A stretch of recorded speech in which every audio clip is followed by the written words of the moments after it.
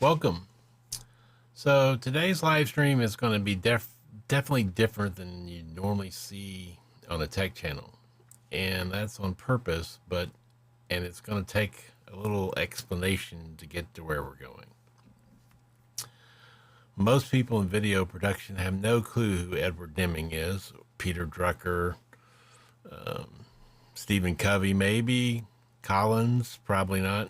But there are four people from my manufacturing days that were hugely important in manufacturing that also became extremely important in video production, audio production, any kind of producing something.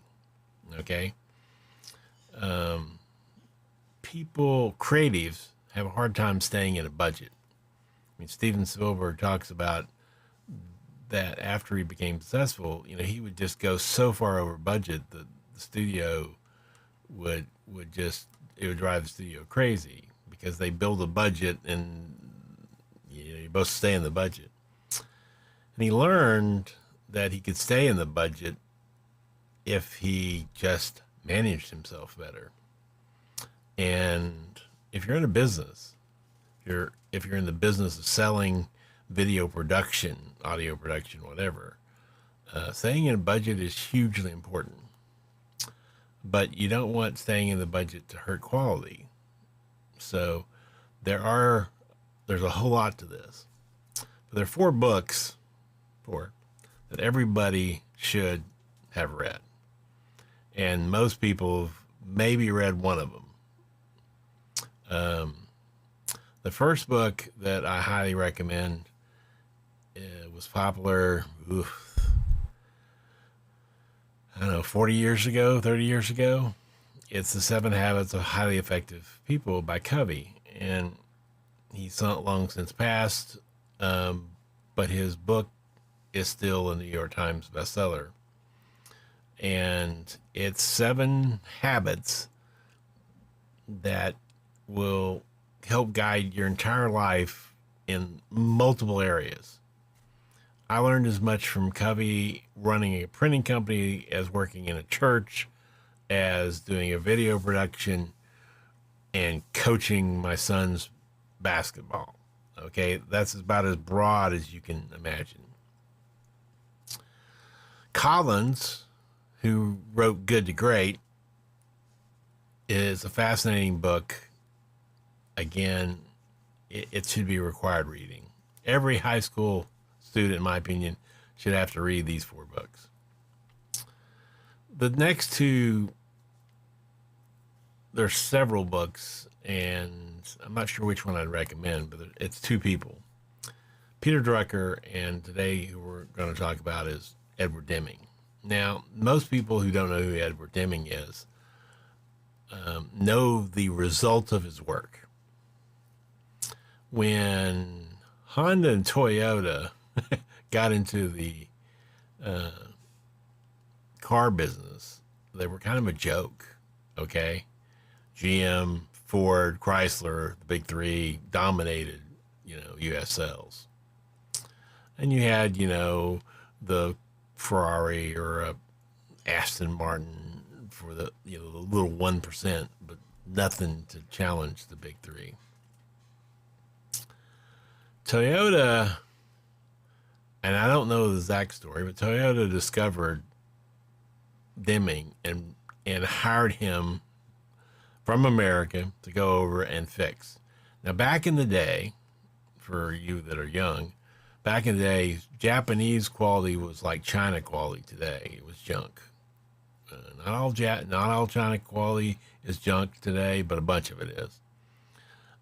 Japanese quality, whether you're talking about Sony cameras or Toyota and Honda cars, are some of the best there is. I personally think Honda is a great car company, and that's pretty much all I drive. Subarus are great too. But how they became that is very important for what you're trying to do in video. And I'm just going to give you the bird's eye view in this talk, but it's hugely important because we don't understand how to produce stuff. Creatively, we know how to do it, and maybe technically we know how to push the buttons, but making a budget and staying to it and manufacturing a good quality is not always what we're good at. And so, what I want to talk about is Deming's, one of his big philosophies, and we'll kind of go over it here. I have in my hand, I'm going to switch to this view right here. I have in my hand 3 paper clips that we're going to consider these as chain. This is a chain. Now, Deming's philosophy was real simple. You can think of a manufacturing process as a series of links in the chain. You most likely have more than 3, but you have a series of these. As you put pressure on the chain and you start pulling it apart, one of the links is going to break. Okay. If you want to just take some paper and put it together and, and pull, you're going to break one. Okay.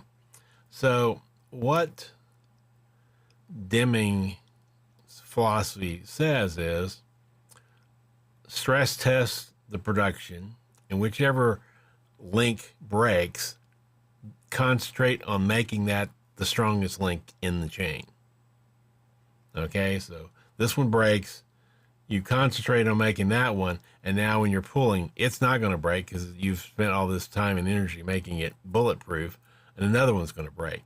And basically, you just keep that up forever. You don't keep it up till you've complete the whole chain, because technologies, processes, and your understanding of things grows. So as that one becomes strong, and then this one breaks, and that one becomes strong, and then this one breaks, and that one becomes strong, then you're working on the middle one again because you learn some new things to make it even stronger. And that's how you just keep doing. You just keep doing that cycle. GM was big about quality control inspections on certain spots. That was something they invented. Deming said, get rid of all your quality control inspections. Fix the process so that you know you don't need the inspections, that your processes are so bulletproof that they can't be messed up. Okay? And there's a whole bunch to this. If you go to simply deming.org, let me click on that button right there. If you go to deming.org here, there's a whole website about it. Talks about him, talks about out of the crisis and his 14 points of management. And then it lists those 14 points. When you read through these, and I'm not going to do it here because it'd be for really long. And then he started cheating, to be quite honest. He had 11A, 11B, 12A, and 12B, 13, and 14. Okay. And he used to joke about that, saying, well, God only needed 10 commandments because he's God. I'm not. And so I need more points. And so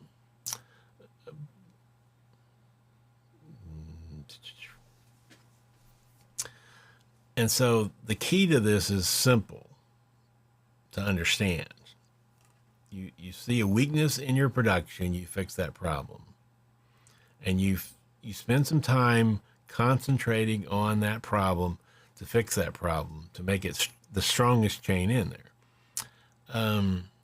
And I know some people that are instinctively doing that. I've met a couple of YouTubers or a couple of production people who have joined like Curtis Judd's audio channel or Aaron Parecki's live stream to learn how to do something because they're having a weakness in it. If you're weak in audio, then you need to listen to the people that are good in audio so that you can get better at it to get the right parts. Because let's face it, there are 10,000 mics out there. Picking the right ones is a challenge. Okay? There are how many different boxes to plug into? You have the Zooms, you have the sound devices, and you have others as well. Lights, same thing. I mean, there's just hundreds. Even like I only generally use aperture lights because they have a pretty complete package and the app controls everything. But that's a lot of lights. I mean, that's like 20 different lights.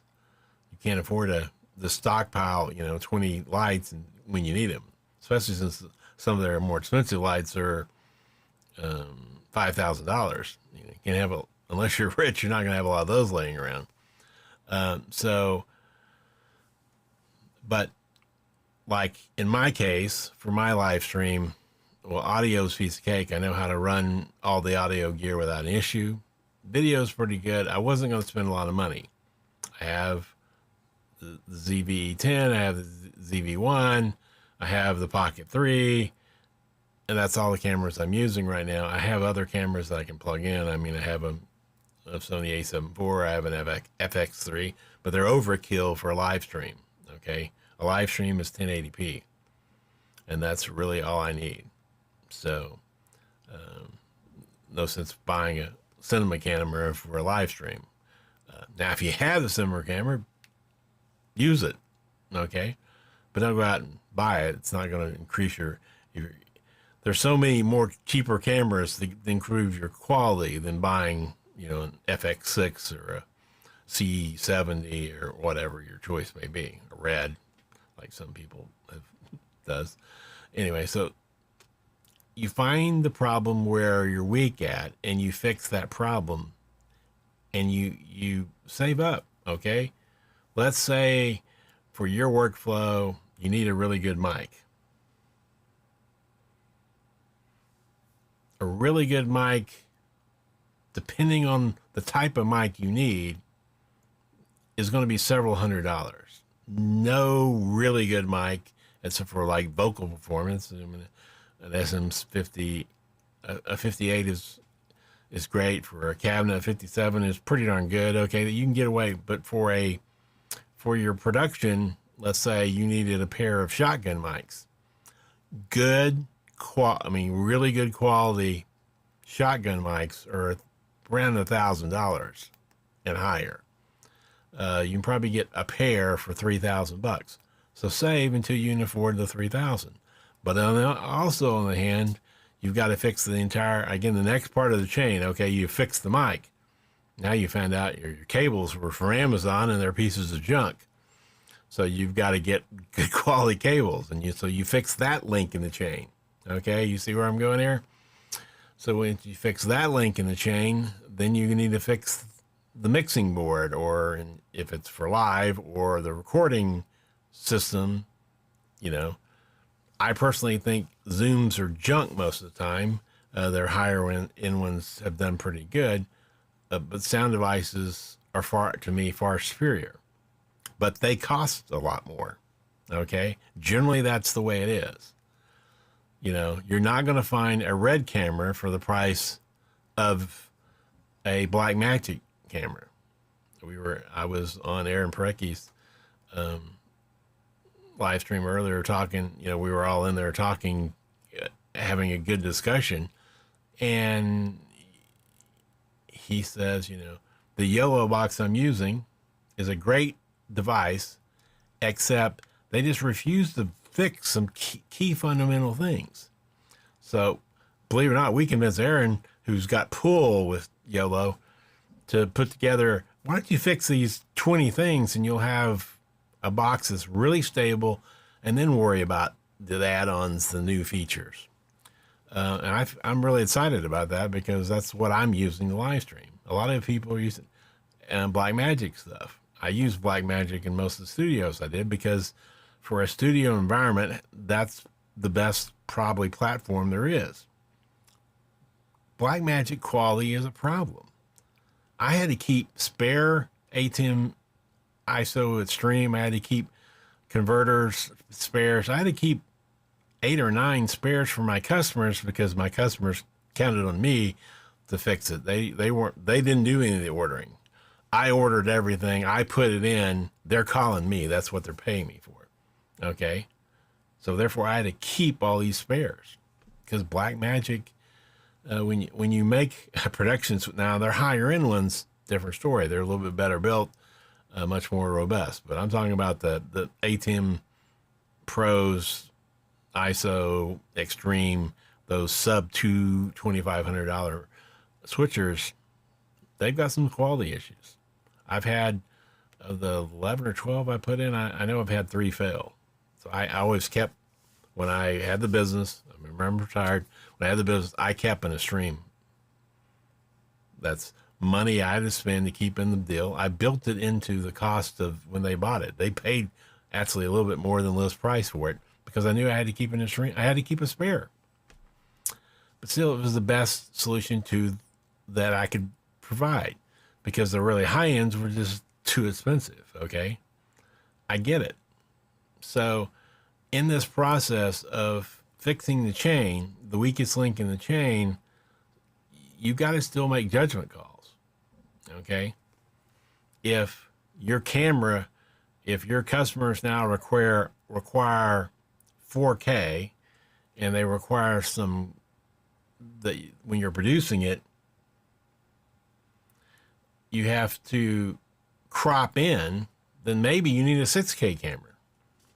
Okay, so with a 6K camera, you got 2K to float around with. I mean, yes, you can enlarge a little bit of 4K and not lose quality, but we all know once you hit about 50%, it's clear that you've zoomed in past what is needed. Okay, I mean, what the data is there. You've got to start with a bigger image. I mean, it's true with photography as well. I mean, I love high megapixel cameras. I mean, my dream, if I was doing just photo, I'd have a Fuji medium format GFX 100, I think it is, or Mark II or an S or whatever, whichever it is. It's got 100 megapixels. So if I need to crop in, I've got a lot of room to get to where I'm going. And I just like Fuji color, but that's a side venture. So you've got to buy the right equipment. And I don't know how many people I've talked to because I've made the same mistake. When you're buying a mix pre, which is the medium, that's their lowest end, but it's a medium end. It's a pro consumer device already. They don't sell any cheap stuff. There's the Mix Pre 3, Mix Pre 6, and the Mix Pre 10. I knew not to buy the 3 because I knew I would need 4 inputs. But so many people bought the 3, and guess what? They needed the 6. I bought the 6 and needed the 10. That's just the nature of the beast, okay? But I made it work.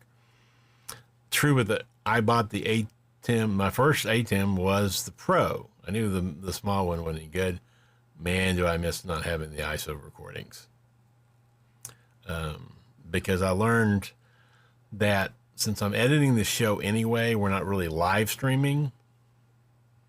I could, if I just use ISO recordings, I could just record the ISOs, stick it into Final Cut Pro, import all 3 angles, and then you can just slide the slider to where you want it, and all your cuts are perfect. If you're doing that live, they're never gonna, I mean, you got to be really good. You have to have practice doing live stuff to be very good at those things. Okay? And why would you need a Orther if you have the ISO recordings? I mean, yes, you can do in camera, but then you got to learn time code and so on. So, Deming's philosophy is summed up in this bit of the weakest link.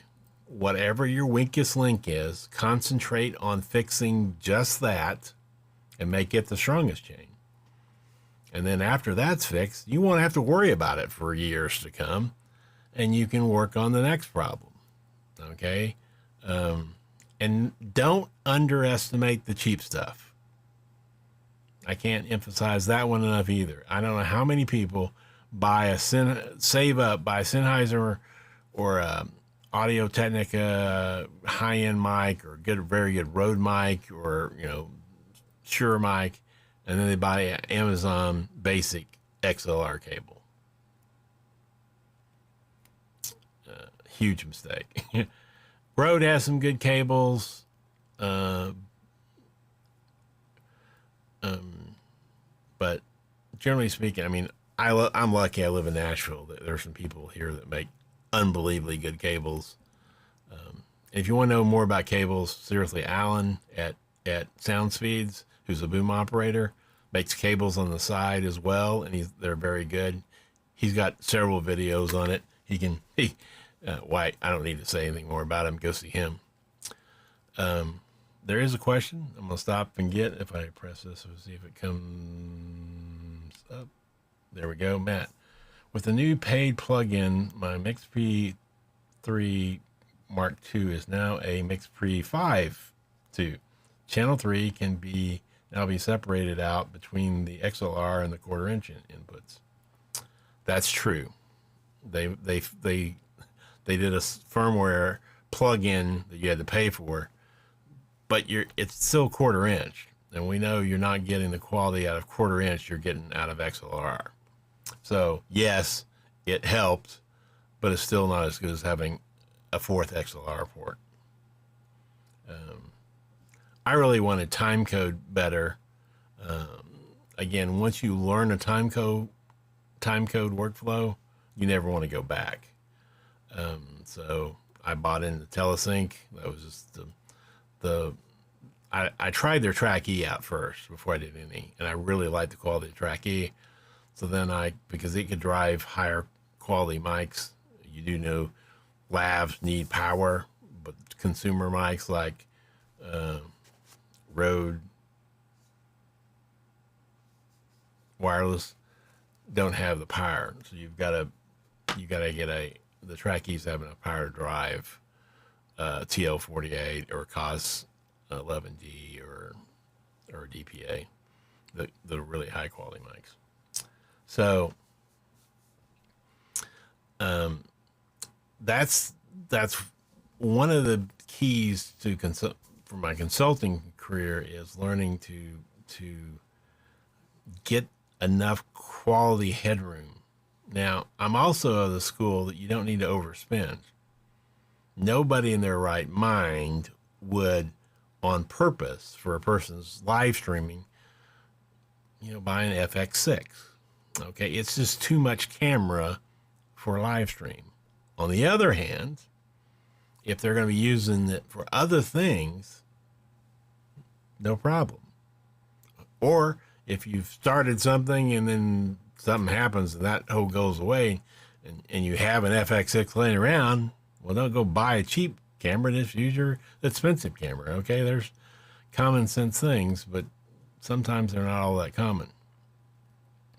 So the key to Deming's philosophy of manufacturing, which translates into video if you look at it from a technical, not technical as in punching right buttons or plugging the bunch wire, but look at it from the technical part of the manufacturing product of producing a video.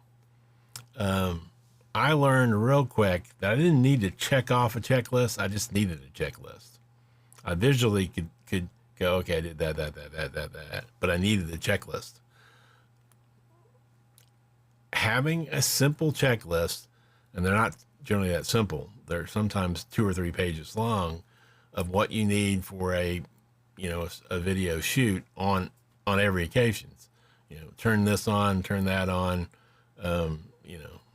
configure this. Certain things are just buggy. I mean, I'm learning buggy big time. I'm on the YOLO box, okay? Every time that I power up the YOLO box and want to use it, I have to go into settings to the HDMI out and change it from multicam to I have a conference monitor right over here to the side. But I have to change it every time. You can't save it. Okay? Certain things like that you may just get in the habit of doing. And habits are great things. Learning good habits are valuable. Learning bad habits and then learning to get out of the bad habits are painful. Okay? It's best to never start the bad habit. I figured that one out in high school. All the cool kids were out smoking when it was minus 10 degrees around these, drums in high school. And I'm going, what in the world? Well, they got addicted to cigarettes. Best to never try a cigarette. I mean, hey, I thought they stunk when they were around, so I didn't really care to learn to do any of that stuff. And drinking was basically the same deal. I've tried a few drinks. Look, I just don't like the taste of them. As my friend who poured the Budweiser in my Dr. Pepper can says, it's acquired taste. I go, yeah, that's what my mom said about broccoli. And to this day, who I'm almost 65. I still don't eat broccoli. I don't care who's serving the broccoli. If it's the King of England, I'm not eating his broccoli either. Okay, I just don't eat broccoli. There's a whole bunch I don't eat. I maybe should, but I'm not worried about those kind of things, to be quite honest. But in production, you work to your weakest link until it becomes, hey, I'm a pro at that. And now you work at something else. And those people will generally succeed because they've learned that. They've learned how to do that. Sometimes you got to play around. Like, I'm not good at lights. I've said that 100 times. It's my weakness. So I'm learning to play around. Today I have a different light over here that's doing a better job, I think. I'm using the Aperture 60X. I didn't even plug my iPhone in it. I'll show it to you, but most of you know what Aperture 60X is. It's it's about, about 14 inches by 8 inches. LED light. It's got a diffuser, plus it's got a grid pattern on the front of it. It's fairly cheap. I think it's like $199. They make two versions, the 60X and the 60C. I didn't need color. So that's what I'm using over here, and I think it's doing a better job. And also I have a job that I need to get 25 lights, and so best to try one at a time and then come up with a budget for 25 versus sending 25 things back. Manufacturers don't like that, and neither do distributors. So, but sometimes you just have to try things out. I'm always going to try something out. I'm going to change the placement of a mic. That's the reason I loved. I mean, not every service is equal. Okay, you don't want to experiment on Easter. Okay, you want Easter is when everybody shows up. You want it all to go really well. But in the cold days in November, January, especially if you have night services where the attendance is much down, you can try a few things to see, okay, is this better or worse? Now, you should test it yourself with, get a couple of individuals if possible and do that test before you test it live. But once it passes that test, give it a chance. The only way to improve quality past educating yourself, which now is, let's face it, is easy, a lot easier than it used to be. We didn't have YouTube in my day. You could call some people or you could go see some people. I mean, luckily I traveled and I could visit places and see, okay, that's how they're doing that. Because nobody knows it all. So, practicing, getting a new setup, trying this, trying that, trying a rearrangement of this. Sometimes you're restrained. Like, I can't. My desk is my desk, and I'm not so committed to live streaming that I'm going to wreck my desk to have a better live stream studio. It's just not something I'm willing to do at this point in time. And my console desk is a great desk, but it's a little bit constraining to do as a live stream. But I make it work. I make it work mainly because I think I've got, 10 or 11 iFootage arms going all directions to make it work. But it works. But I'm still trying to improve. The cameras are good enough for what I do. There's no need to ever change from what I see. The lights, again, is my weakness. So I've got plenty of lights, but I'm working on placement, intensity, that kind of stuff. Mics, second nature to me. But I've rearranged the placement of my mic 2 times. I'm probably going to try a few others. I'm getting it better. I mean, kind of would like a mic instead of up here where it is, it's right here, which is about, okay, that's a fist. You see where it's coming into the deal. It's a fist above the camera. It would be better because I generally talk this way. I could probably put it, if if you follow my finger, I could put it underneath the camera and come straight off the bottom of the camera. That's what I do when I use the Rode. On Zoom meetings, I don't hook up all the work to get to the Sennheiser. I put my Rode underneath the ZV-1, and it works great. So you learn different ways of doing things to improve your quality. Consistency and quality each equals profit. Okay, but I don't get your attention for anything. Everybody wants to make more money. Well, you get more money by being more efficient. Okay, if one thing I had to learn, and luckily I learned it fairly quickly, is that there are certain things I'm just not going to do because it's not efficient for me to do them. I learned that really quick with video edits. If it was a simple edit, then I can knock it out no problem.